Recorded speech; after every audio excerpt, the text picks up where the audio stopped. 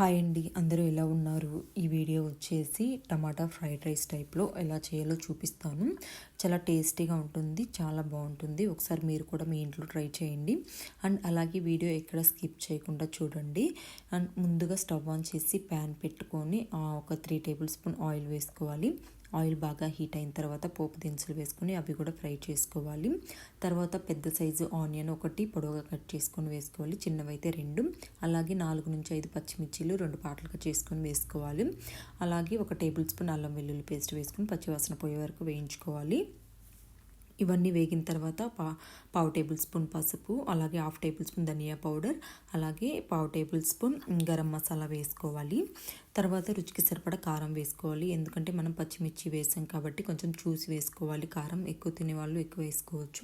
So ఇవన్నీ మొత్తాన్ని ఒకసారి మిక్స్ చేసి ఫ్రై చేసుకోవాలి. ఇవన్నీ ఫ్రై అయిన తర్వాత పెద్ద సైజు టమాటా 2 చిన్న ముక్కలుగా కట్ చేసుకొని వేసుకోవాలి. చిన్నవైతే 3 తీసుకోవాలి. సో టమాటా కూడా బాగా కుక్ అయ్యేలాగా కుక్ చేసుకోవాలి. నీరంతా డ్రై అయిపోయేలాగా ఆ మసాలాలు మిక్స్ అయ్యేలాగా కుక్ చేసుకోవాలి.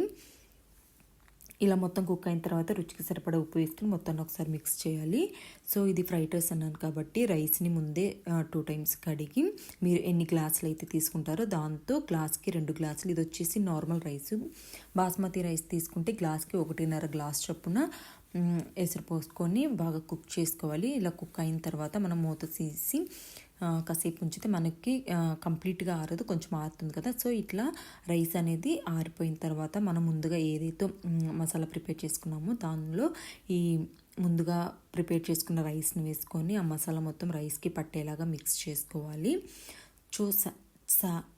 చాలా సింపుల్ అండ్ ఈజీగా చేసుకోవచ్చు అనమాట.